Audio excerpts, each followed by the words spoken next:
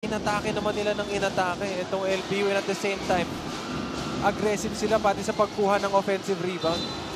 Renz Villegas! 2+1 special.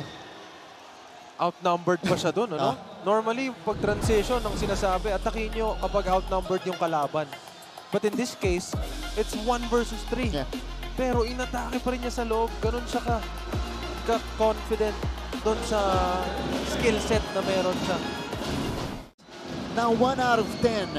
Wag natin kakalimutan na itong LPU, lapitin ng overtime to. Yeah. Oh, the spin! And the left delay for Villegas! Kanina, pinakitaan niya tayo ng layup sa kanan.